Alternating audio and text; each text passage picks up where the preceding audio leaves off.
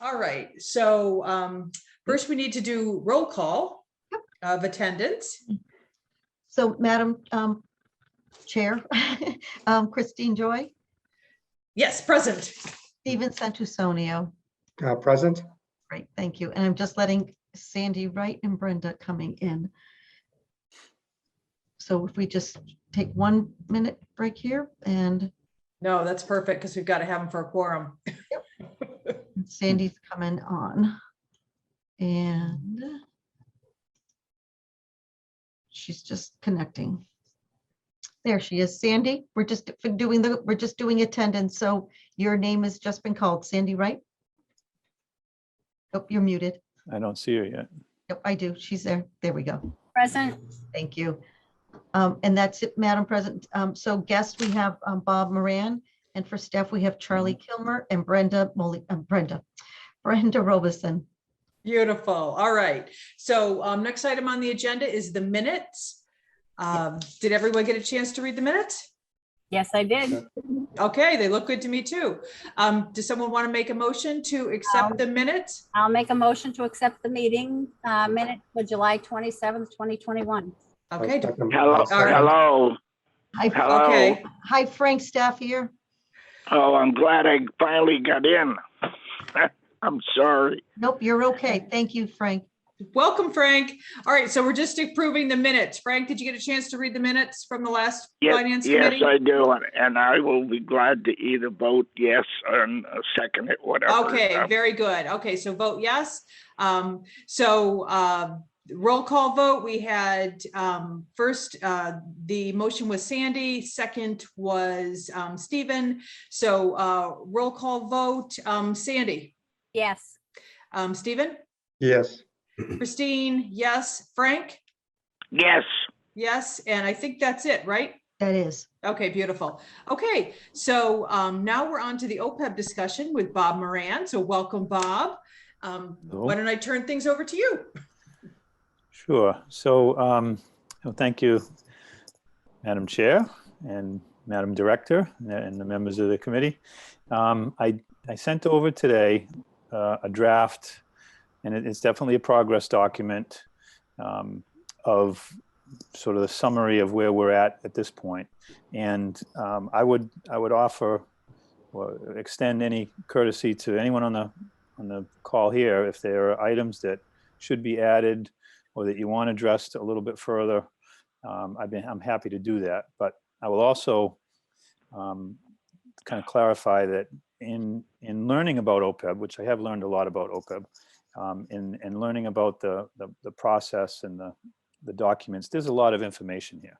There's an awful lot of information. And Stephen, maybe you're familiar as an accountant with this kind of stuff, but Well, I'm actually not an accountant. oh, I think okay. I think that might be Doug. Oh, okay.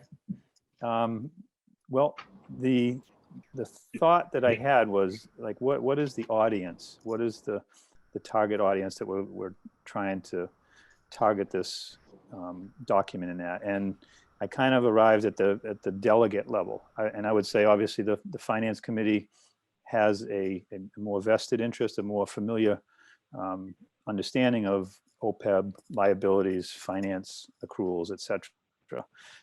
But many of the delegates may not.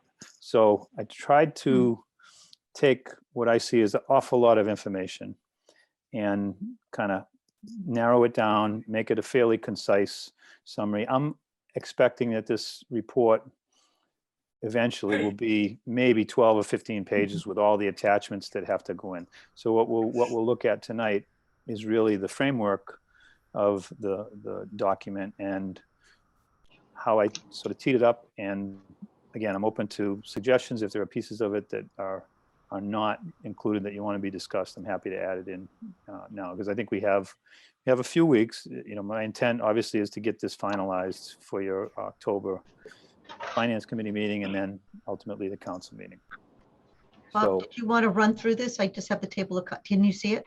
yes, yep. Okay. I think we can see it. So, yeah, the objective and introduction, I tried to lay out the fact that, you know, I was not I'm not an accountant, I'm not an actuary, I'm not an attorney, but I was president of the council at the time this was undertaken.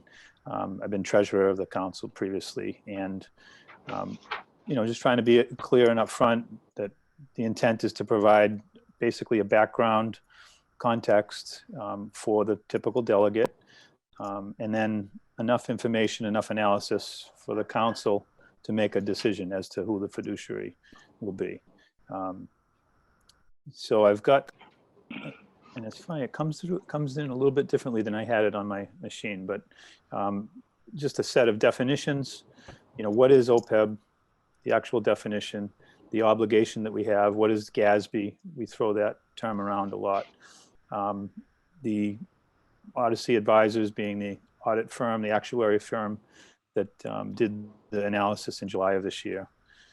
Definition of the trust, the liabilities, and I would expect to have a couple of pages on the liability. There have been some significant changes in the GASB reporting requirements and the ASOP reporting requirements that did impact the OPEB liability.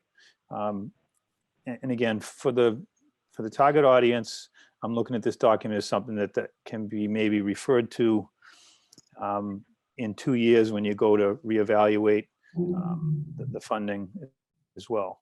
And then, so I've got the liability defined, the trust defined, a little bit of the history. It was in 2012 that we actually voted to do it. The current value, 877,000. I don't think any of this is surprising to the folks on the call here, but let me pause right there. Because I think that's the last of the definitions. Is that right, Mary? It is. Yeah. Are there other elements that warrant being called out as a definition or a context in this section?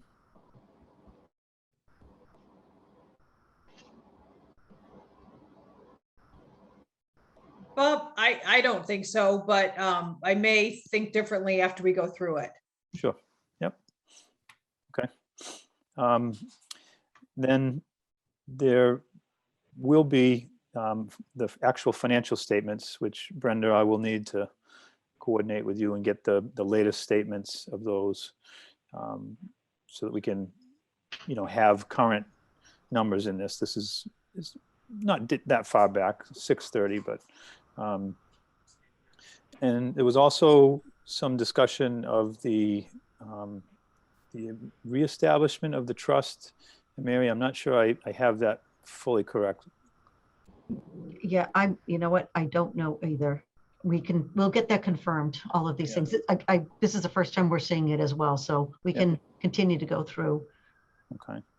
I have done an analysis of what I would view as the strengths and weaknesses and opportunities and threats, sort of a classic SWOT analysis, but it's not complete because I intend to meet with the two candidates, Peacock and with Rockland Trust, and kind of probe on those items that that I'm seeing as strengths and weaknesses. As an example, I didn't even realize Rockland Trust is in the middle of a merger with East Boston Savings. With who, Robert? I'm sorry.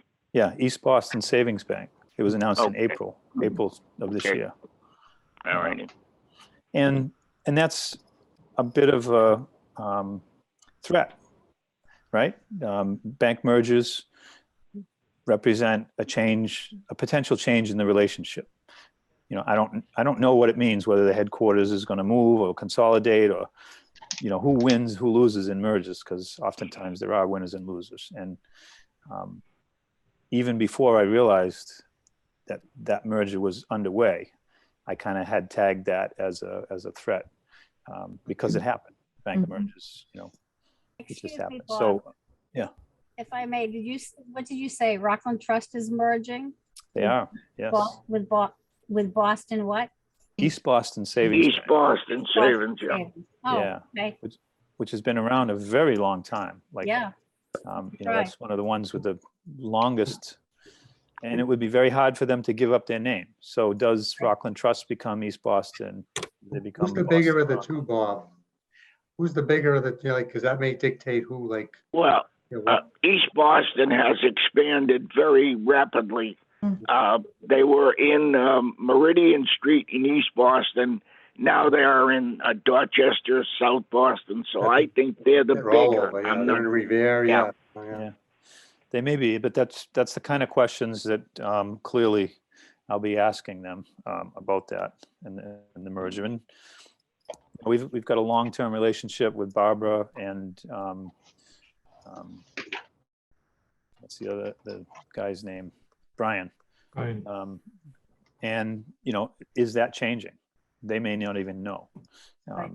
'Cause there might be redundancy wherever down the, somewhere along the line, so. Yeah, yeah.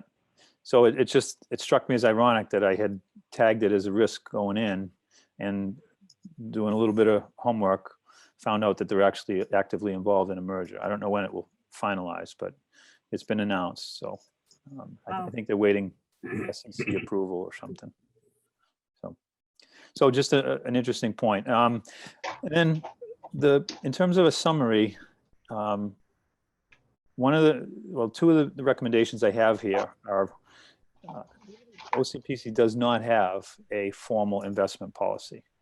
And in reviewing SERPEDs, you know, they've put some language around how they view the preservation of capital as sort of paramount. I'm not sure I would lean that far, you know, but that's a decision that the council is going to have to make. This is, and the reason I say that is this is a very long-term liability. And Tom O'Brien has spoken pretty directly about that. You know, if you don't look long-term, you're at risk of losing the long time value that you really do have. I mean, this is a 20 or 30 year liability. It's not a 5 or 10 year liability. So, and I think that is kind of why the returns from the Pequot investment have exceeded the returns from Rockland Trust. We provided them the directive of a balanced investment, a balanced portfolio. So a mix of growth and income and you know, some pretty solid securities. Interestingly, if you look at the notes from 2012, there was voices, I think Jerry Dempsey was a voice of, you know, we should go more conservative. And where we sit now, had we gone with the more conservative, we would be far shorter of the 60% funding that we're at this point. So a little bit of an object lesson on, you know, how your selection of an investment policy will maybe dictate when you achieve full funding. And that is another item. I don't know if it was mentioned in the draft that's here, but there is a point at which, you know, with projections, you do achieve full funding, and I will obviously make sure that's in there. But then the last recommendation, at least at this point, is that GASB does require a biannual review, so every 2 years. And there were a couple of thoughts, a couple of references in some of Parker's communications about the idea of at least doing it annual.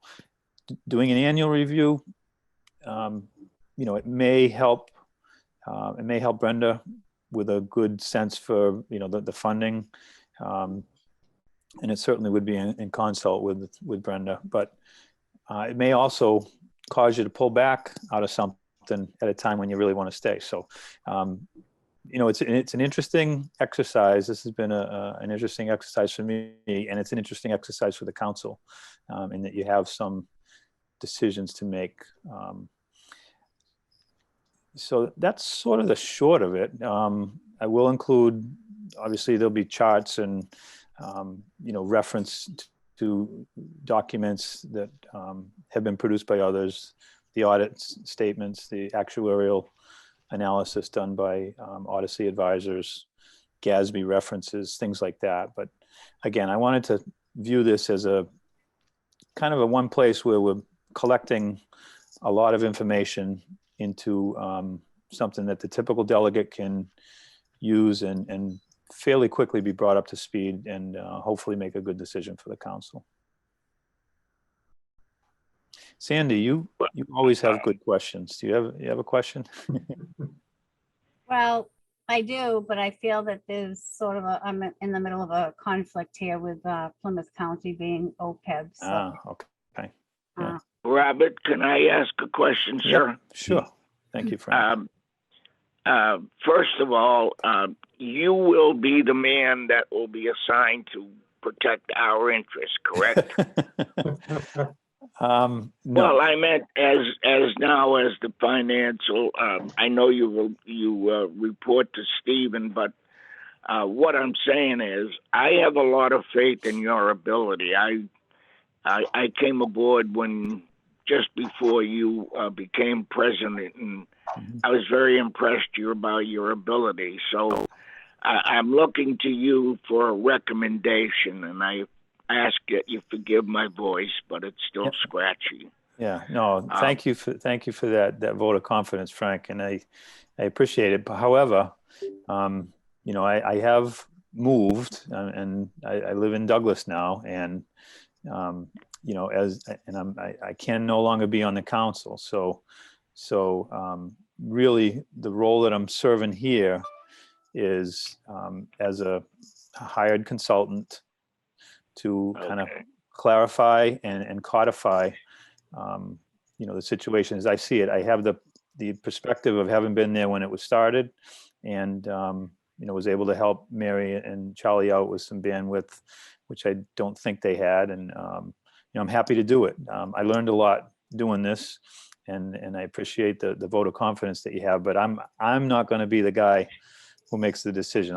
My intent here is to present this report to the delegates, or to the Finance Committee first, and then you folks can discuss it and make your recommendation before the council. But it will be the council members that will vote on this, not myself. Okay.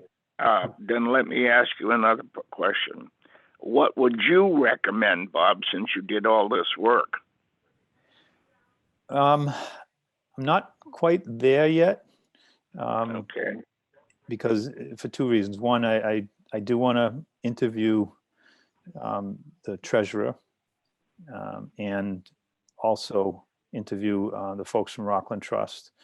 And, on its face, you compare just the basic returns. Yep. Clearly, Pequot wins in that comparison. But I think that's a function of the direction that we provided to Rockland Trust in the beginning, which was a balanced fund, and a balanced fund being maybe not as long-term of an outlook as a more aggressive fund. I would say the Pequot is a more aggressive investment, but it's also recognizing that you have a longer term to deal with. You've got 20 or 30 years to fund these obligations. So, over the longer period, there may be some downturns, but, with a more aggressive mix, you're going to generally make out better. So I think it's going to come down to, Frank, I think it's going to be a question of the Planning Council developing an investment strategy, a stated investment policy that can guide how they make the decision, and then it may be a question of fit and confidence in the relationship, both of which have very strong track records. Frankly, I don't think we've ever had a problem with Rockland Trust. They're close. I'm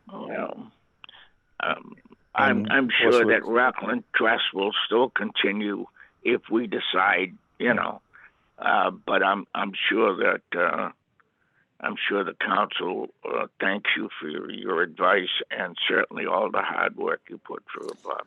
Yep, she sent me a certificate of appreciation. It was a check that I cashed. So yes, yes. Mary has a way of doing that, I guess. Yeah.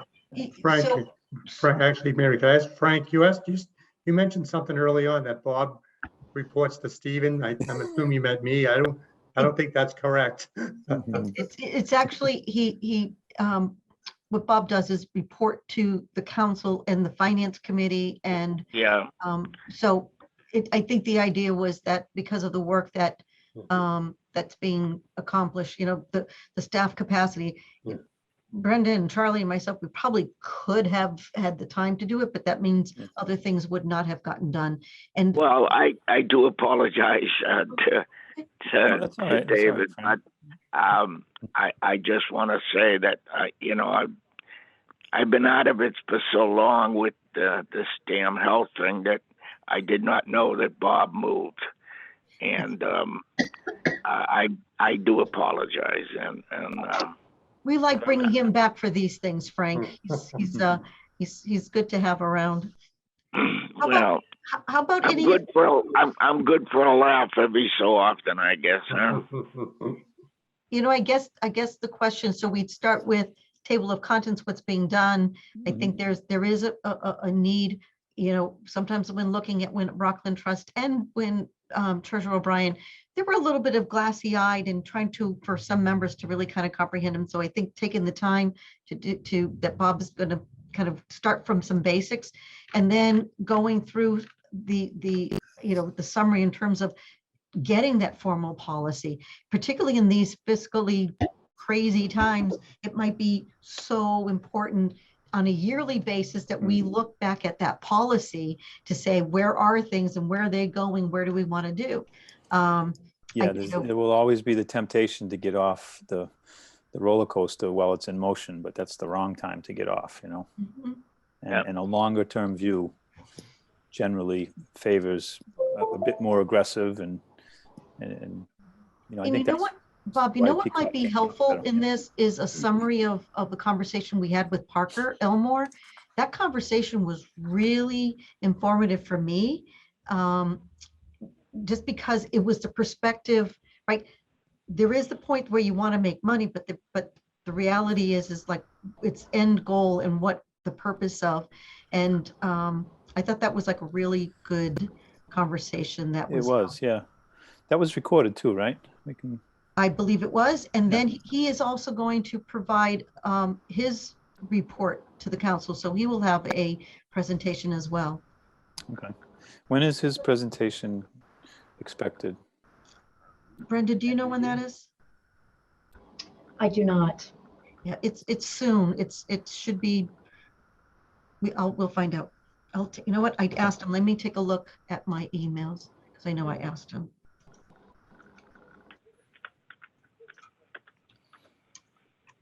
Yeah. So if he's doing a presentation imminently that bears on this, will it be before the next meeting? I'm looking.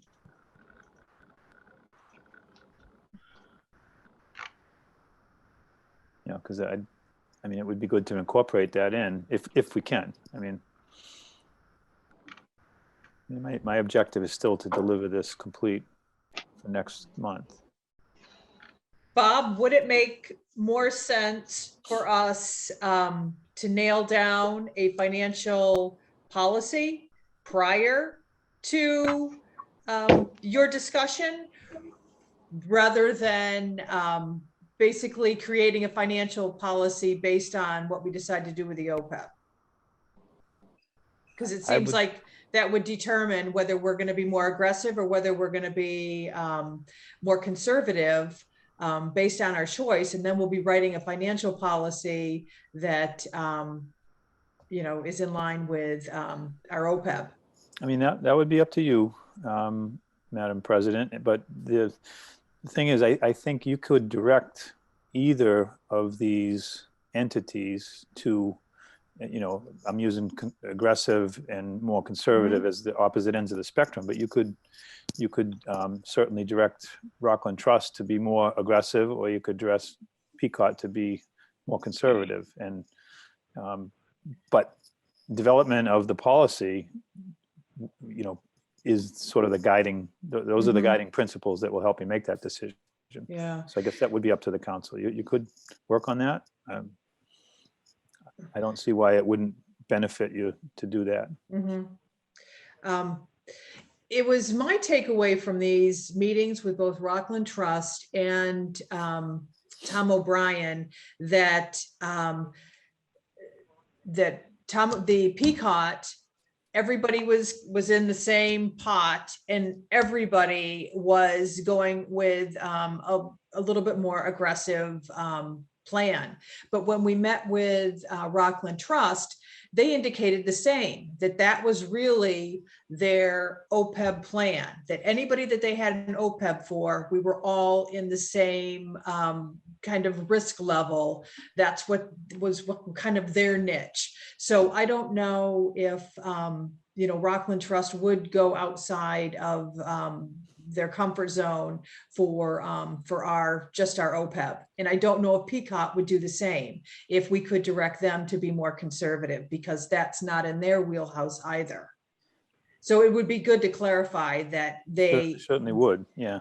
that I there is guess I was under- flexibility. I was under the impression that there were, I think, four levels of funds in the Pequot, but I may have that. No, I wrong. think you're right, Bob. There are 4 levels of funds, but everybody's in that same level. I Oh, believe. everybody has selected it, yeah. Yes, I believe everybody has Self-selected. selected it. And I don't know if they'd want to mess around with somebody that, wasn't in that level, that wanted to be in a different level. I'm not sure. Probably Yeah, so- charge more. If that was the Say that case. again? They'd probably charge more if that was the case, I'd imagine. It could be, because it would take more oversight. It wouldn't be the Yeah. same plan that they're managing for everybody. Mm. So it would just be good to confirm that there is flexibility with both of their plans. Yep, that's a great point, and that's exactly why we're reviewing a draft. So I will nail that down in discussions with both, as well as referencing back to the documents that they've already provided. Okay. And then Bob, I think with Rockland Trust, we hadn't completed the setup of the trust, that they didn't really lead us through that process. So I think that there are still some outstanding work we need to do to complete the setup of the trust. Yes, there was Brenda, was it an accounting change, a rule change that required the establishment of a different type of trust? Not that I know of. I'm sorry. Can everybody hear me okay? My computer is Yep. Yeah, just we can hear you. like flashing. I keep trying to get on my laptop. My something's really strange with my Outlook today on both computers. I don't know what's going on. Anyway, I'm not sure, Bob. I don't recall that that's the case, honestly. I thought there was a new agreement. Yeah, Charlie? Yeah, so both Treasurer O'Brien and Barbara and Brian, the Bs, brought this up during their presentations. There was a change in the federal oversight or something or other with regard to GASB. It said they had to set up a new trust agreement. It's like you're not changing the trust itself.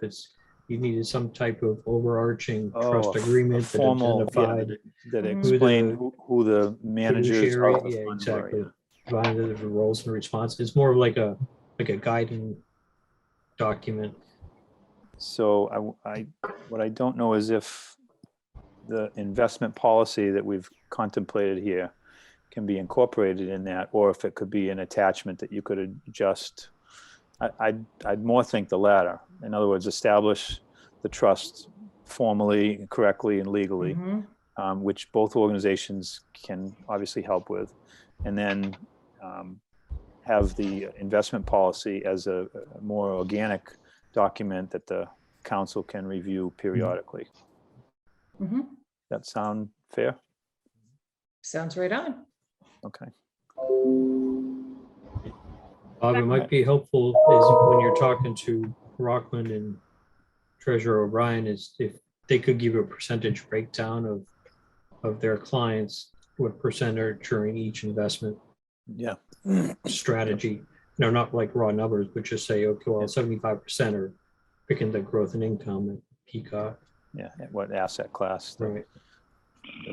Their If other I can, if 29 I can just customers. add one thing, Bob. Sure. I'm pretty sure, and again, I just want everybody to know that, I am involved with the Plymouth County Peacock. I believe that they are flexible with their plans. So you can check into that and see, where they go with that. It's on the list, and I'll add it as another section in the comparative analysis.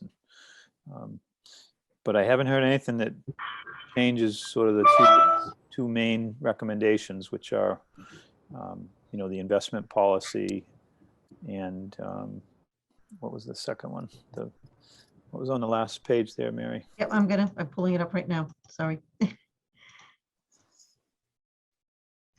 Yeah, the biannual review. Yeah. It's required to be a biannual review, and I'm suggesting that it may be worth, at least for the first couple of cycles here, to review it on an annual basis. Mhm. Are there other recommendations that folks, based on this discussion or anything at this point? Charlie has his hand raised, Bob. So I think one of the things that we had talked about early on was, and it might not be one of the options that actually gets considered per se, but to have the, little write-up on the state OPEB group. Is that called PARS? Okay. Just so- Put PARS in as in the definition section.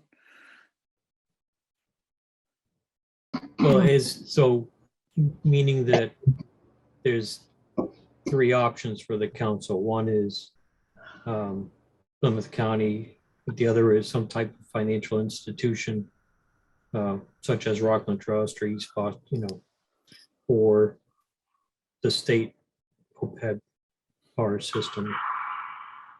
So that they would have a comparative analysis of three options as far as a fiduciary. I guess I thought PARS was behind the Peacock structure. PARS is the partner that they have behind them that's doing. Yeah, maybe I'm not using the right name, but the Commonwealth of Mass has its own OPEB thing, and that's separate from the county. Yeah, and Treasurer O'Brien had mentioned it as well. Okay. No, I was just thinking more of like for transparency purposes to say, here are the major options. Financial institution, county system, and then a state system. Okay. I hadn't gone down that path yet, but we can look at that. Do you have any information on it, Charlie? Not off the top of my head, but Maybe Parker. I'll work offline. And Yeah, it was mentioned by the treasurer in that video, the recording I sent along. Okay. But he probably didn't highlight it. No, he did. No. He didn't highlight, but he mentioned that it exists. Yeah. I think just anecdotally that the returns aren't as good as either one, and it's more That's right. expensive. So, Yeah. Okay. so I mean, it's what they call a lose-lose, right? So, Okay, But- well, that's good. That's a good catch. Bob, do you have time to do all of this analysis before our October meeting? I think so. The document that I signed actually said it would be completed September 29th, which is tomorrow, and it's not. But Mary and I have talked, and we think we're on track for October, whatever the last Wednesday is.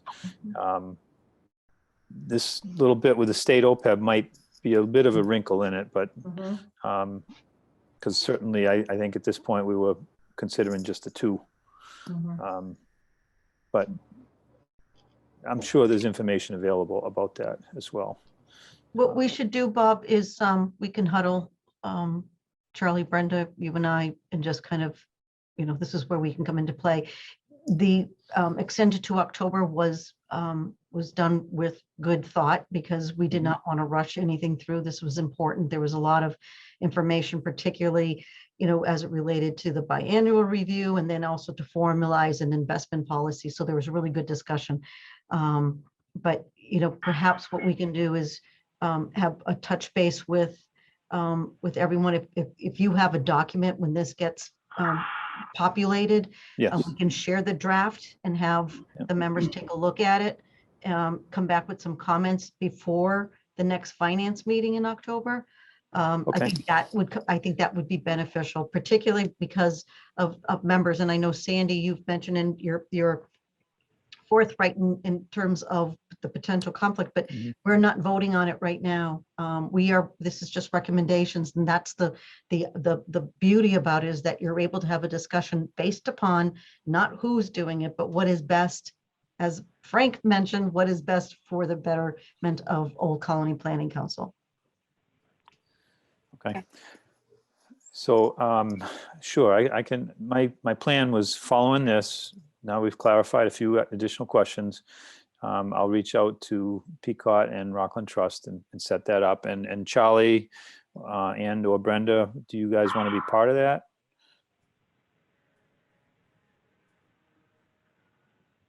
Part of those interviews? Yeah, I don't mind. I think it's Okay. And I too am sort of balancing a potential conflict of interest too. This is a side thing. So I'm been grateful that Mary's been flexible, and I'm working around lunch hours and off hours and such. And I'll try to do the same with this and get the interviews done within the next 2 weeks so that we can get what may become a final draft together for you all before the Finance Committee meeting of October. Okay. You can always reach out to Tom O'Brien if you have any questions at all. I know he's available all, most of the time, where he, would be very happy to call you back. Yeah. Bob, do you envision just presenting the material, or would you be making a recommendation as well? Because I think you're going to get asked for that. I think we already did. Yeah. Yeah.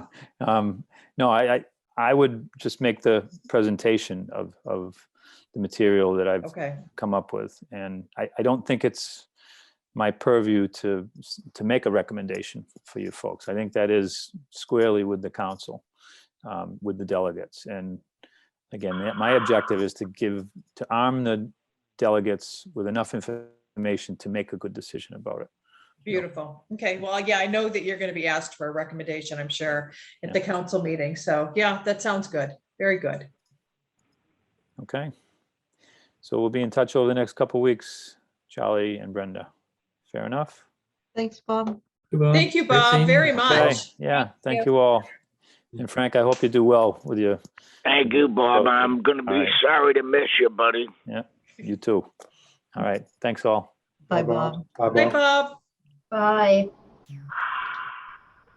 Okay, so next item on our agenda is review of the financials from July and August. So Brenda, do you want to take the lead on these? Yes. Mary, can you share screen, because I can't, my computer is absolutely not cooperating in any. Well, go ahead, just go through which one do you want me. I've got it shared on screen now. Okay, so July statement of expenditures. Actually, somewhere in there should be all of it together, but we can look at one at a time. Yeah, it's the Adobe file, the PDF. They've got it Yes, up. oh, that's it. This is it. Okay. All right. So statement of expenditures shows total expenses for the month. This is July, sorry, of $163,917.06.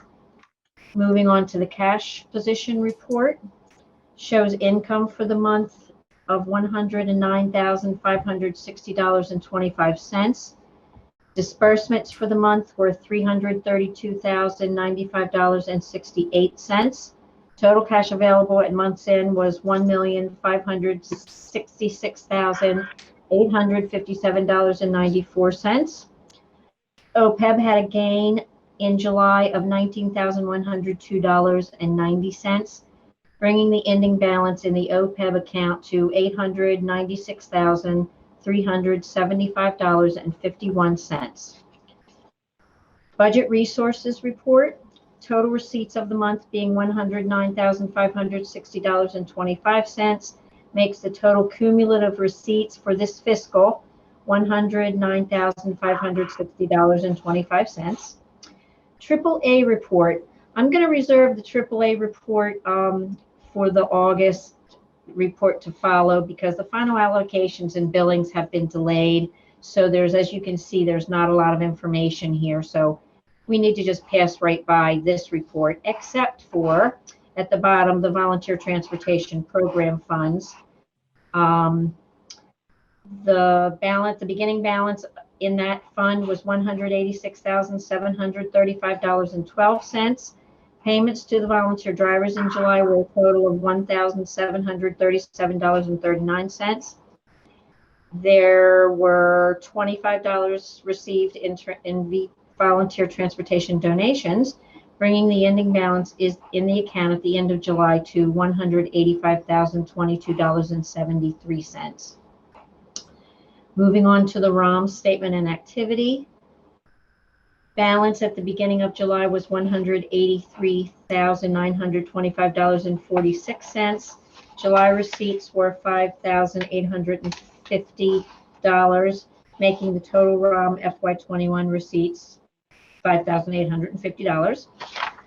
The July expenses were $11,006.59, making the total ROM expenses in FY22 $11,006.59.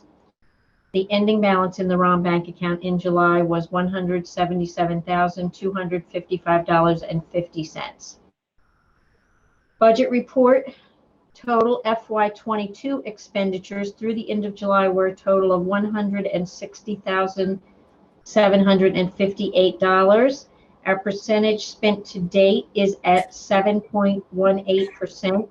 The ideal percentage in the first month of the fiscal year would be 8.33%. So we're off to a good start. Okay, moving on to August financials.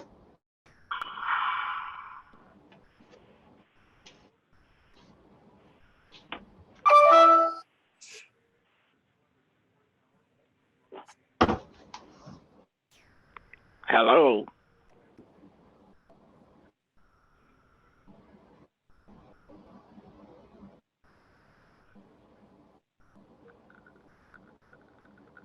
Okay.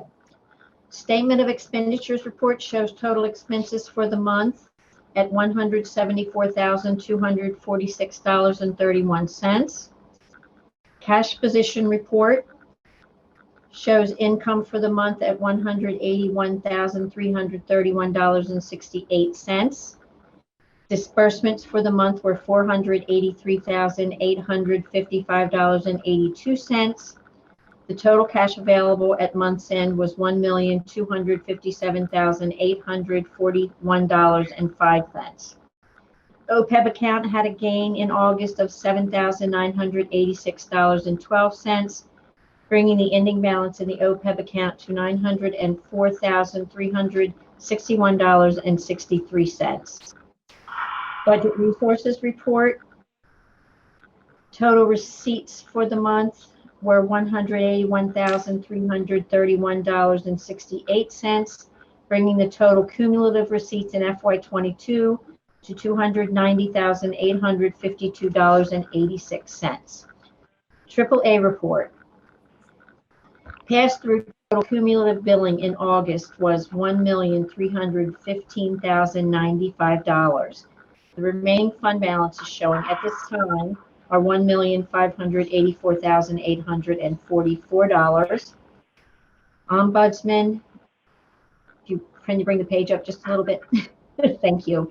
Ombudsman and admin funds show cumulative billings total at $244,015, bringing the remaining balances in admin and ombudsman to $270,347.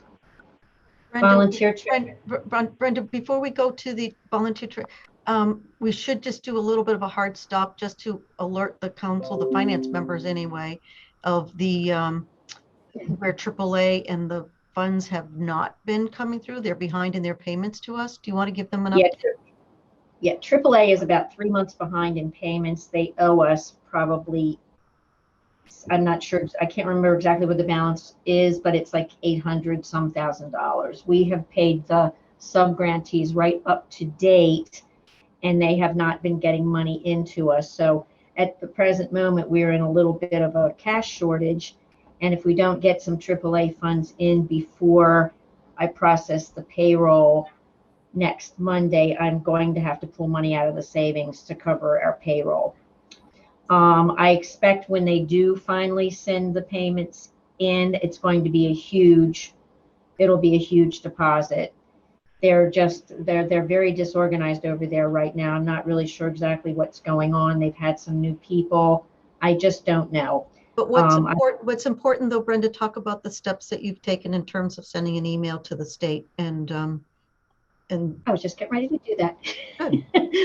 I have contacted I sent out an email to several people in charge at AAA, letting them know that this was the situation and telling them that we would not be able to send any more sub-grantee payments until we got some funds from them, and that they had in fact created quite a cash shortage for us. So they have put us at they put us as the priority. And, when she messaged back, she said that she's trying to get everything approved and processed as quickly as she can. So they have quite a backlog over there. So that's the status of that.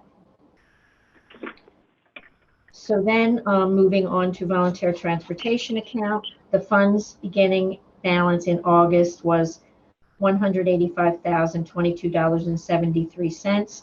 Total payments to volunteers in August was $659.57. No donations received in August, bringing the fund ending balance to $184,363.16.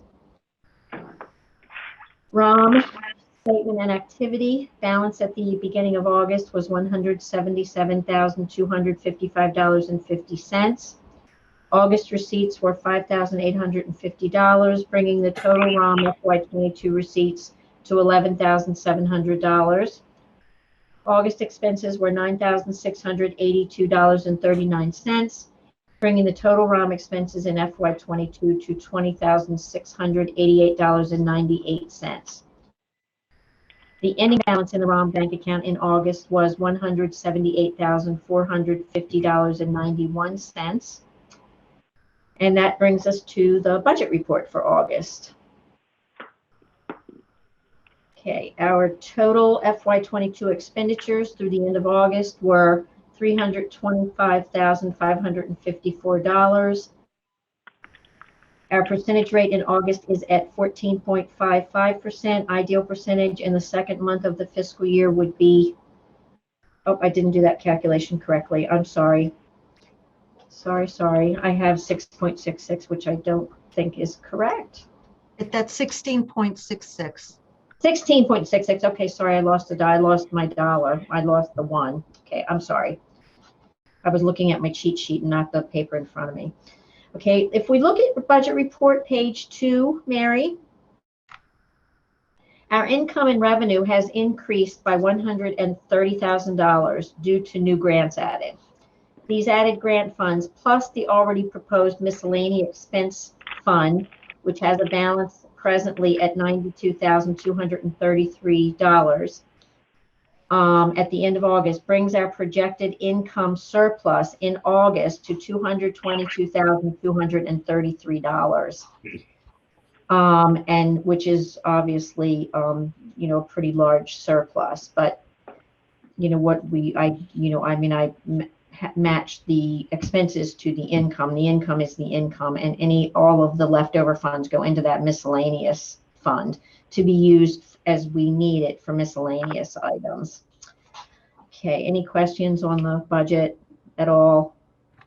Brenda, just go back to in terms of, so this is July and August together, what's been spent through here, through August. Yes, so the budget reports are always to date at the end of the month that I'm reporting on. So just a couple things, if those look around, like there's an 82% because we pay the insurance in whole. We don't do it in installments. Is that correct? That's absolutely correct. Right. And then what the other number that I saw here was 58%. That's on equipment and supplies because we bought laptops and things of that nature. I think those were some of the explanations. You know, anytime that I'm on a board meeting, I go right to like either the zeros, why we haven't spent it, or I go to where we're maxed out. So the other one is printing cost. We're at 56%. Yeah, and in the yellow areas in the third column over the OCPC FY22 projected, those yellow areas are numbers that I have in fact edited, trying to bring the budget more in balance. And I certainly see that the materials and supplies or the equipment, because of those laptops, we've spent a tremendous amount of what we budgeted right off the bat. So, but in any event, so that's the explanation of that. That's all. I didn't know if any other finance members noted that. No problem. And then the last report is the AP for August 2021. So it's just a list of the combined accounts payables for August, and that's the last part of that report. Some miscellaneous items. Brenda, did you have the AP report for July as well?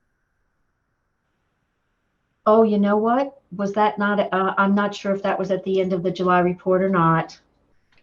I don't usually put that in on my cheat sheet, quite honestly, because it's just a list of checks. So I'm not sure if the July report, it should hopefully have been connected to the financials for July, which Yeah, I we believe didn't. it was in there. Okay. Pardon? I believe it was in there. Yeah, it should have been in there.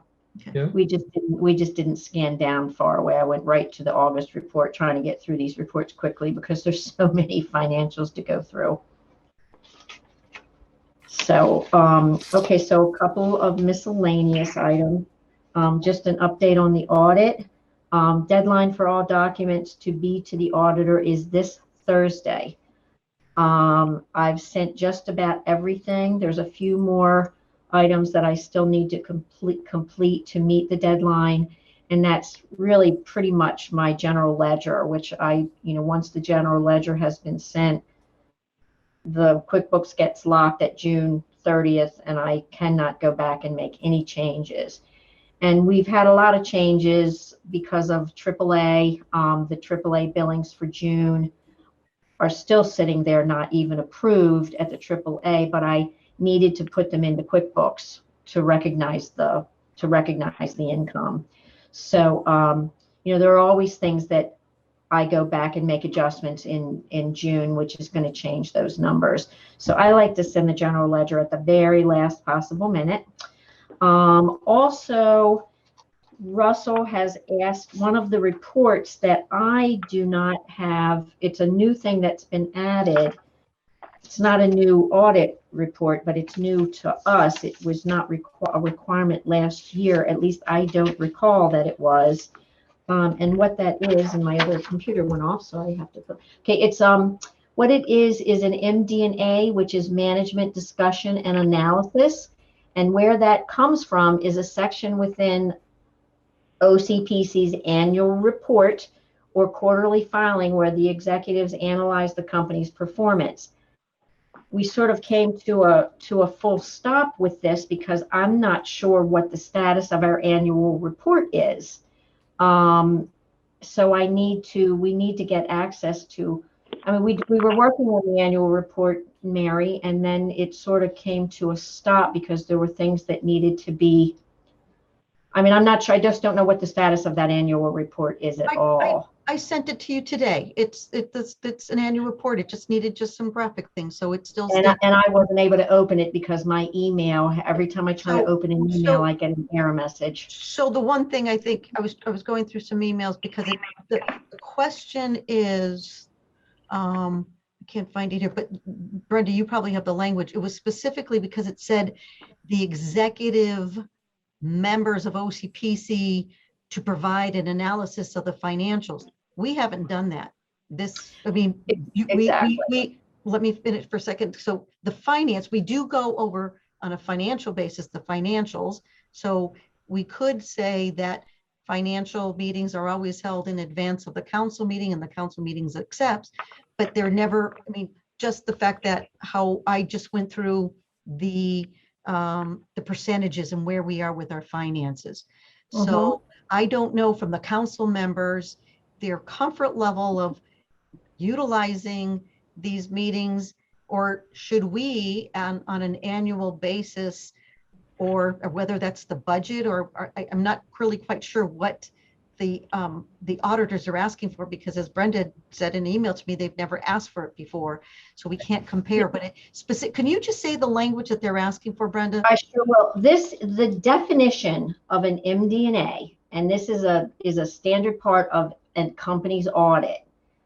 Maybe they have asked us for it before and we didn't have an annual report. I don't know. I'm going to talk to Russell about that. But the definition of a management discussion and analysis is a section within a company's annual report or quarterly filing where executives analyze the company's performance. The section can also include a discussion of compliance, risks, and future plans, such as goals and new projects. What does an auditor do in a management discussion and analysis? Auditors perform test work to determine if the financial statements are materially correct, but these CPAs do not audit the information in the management discussion and analysis section. So I guess they just want to make sure things are being discussed, there's plans in place. I mean, that's what I think on a very basic level that he's asking for. And remember, this is a new auditor, so Well, no, it's our second year we've had him. yes, but the last year it was more, I think that they've added a little bit more in, like the list has changed this year. There's no doubt about it. The financial reports are all pretty cut and dry, but the list is different this year than it was last year. So I think what I need to do is reach out to Russell and ask him specifically, you know, what they need in that report, because of the fact that our annual reports we're sort of just trying to put that together, because the annual reports in the past have been very basic.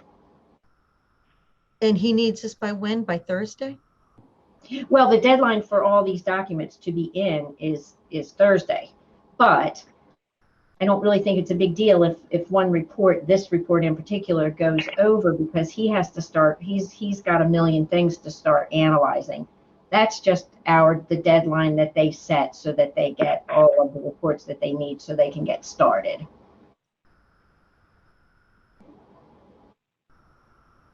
So I'll reach out to him tomorrow and find out, find out what exactly it is that he's looking for and explain the situation. And I'll be there, you'll be there, Mary, and we can, we can figure it out together. I don't think it's going to be too complicated. No, but what I'll do is this, we'll share the language, Brenda. Maybe you can just share the language that you just read with those and on this committee, just to have them review. Okay. We probably should take this up at a time, probably when we're doing the budget, end of June, just as it is analyzed, but where we're going, it feels like we do it, but yet the words that the auditor had come back with does not sound like it is an action item specifically to analyze. So those are now that language is just a definition that I pulled together. They're just asking for the MD&A report. So Brenda will get that together. It would be helpful that we do that in advance of any kind of finance meeting, just so we can implement it as part of the agenda. But I think just to alert the members of Finance Committee where we are with the audit. Okay, so that's pretty much that. We're scheduled for field work. The first or the second week in November, we'll be doing field work, and that's when everything gets tied up, and pretty much it's really on the move at that point. He'll be putting together all of his paperwork, and he'll start asking me to send him other reports. So things will start flying back and forth at this point. So so that's the audit report. NICRA information. Does everybody understand what the NICRA is? I do not. Pardon? I do not. Okay. Do you have that the NICRA paper that you can put on the screen, Mary? It should be in that. So I'm looking for it, Brenda. I just, give me 1 second. Okay.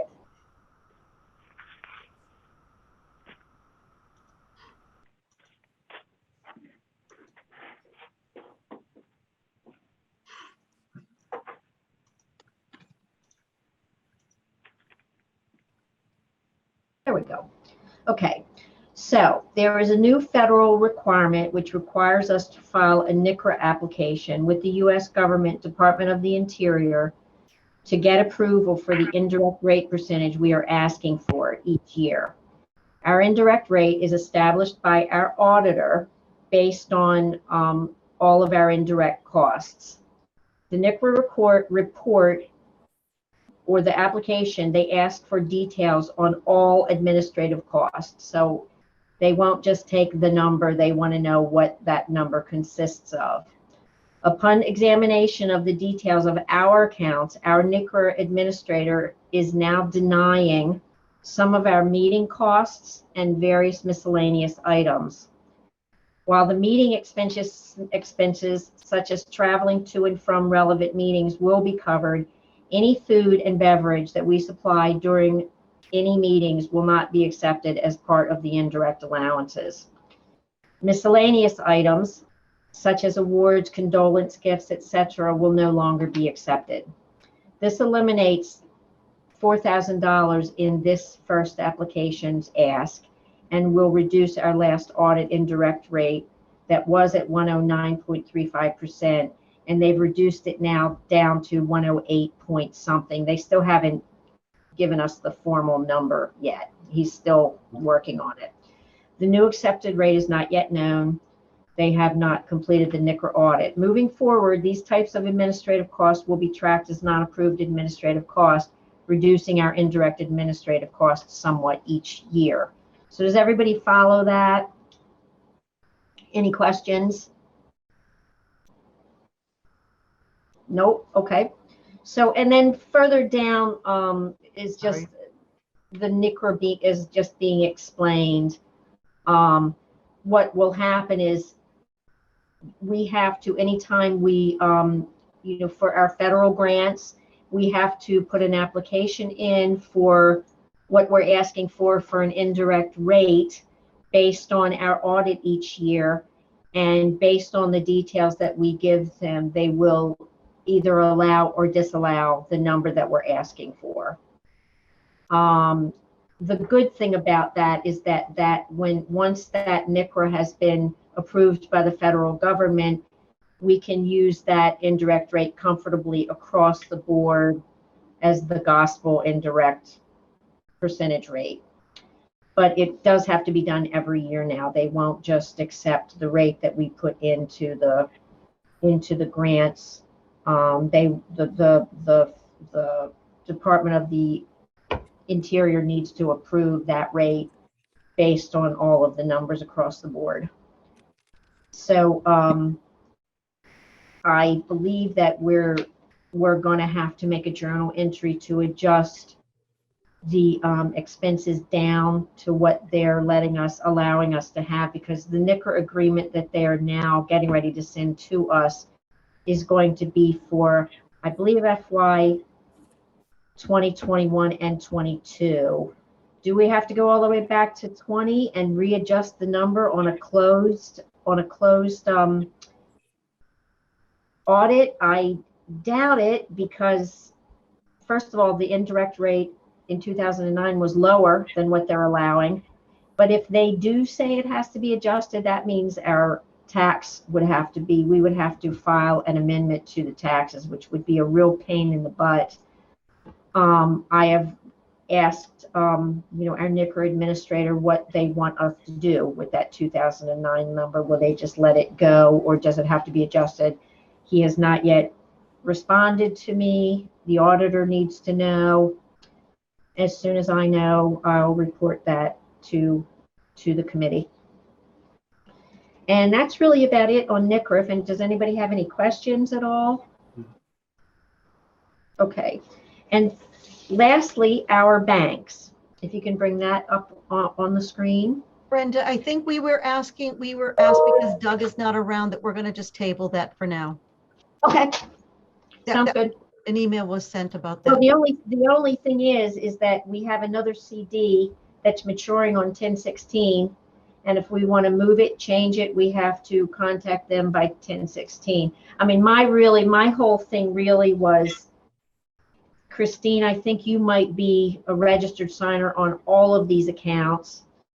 There may not be anybody else that's a current person on any of the other accounts, with the exception of Rockland. So, you are going to need to contact each of these banks, find out who the signers are, and then we have more people who can do the legwork to get information. I can't get the most basic information from these banks because I'm not a signer. So. Oh, you're muted, Christine. So why don't I'll contact as many of those as I can. I'll try to get them all done before our next finance meeting. Okay. And then we can talk about it then, and hopefully Doug will be there and we can kind of talk about a game plan. And if I need, let me know what I need to do with the 10/16, whether I need to ask them to roll it over or what I need to do with the CD.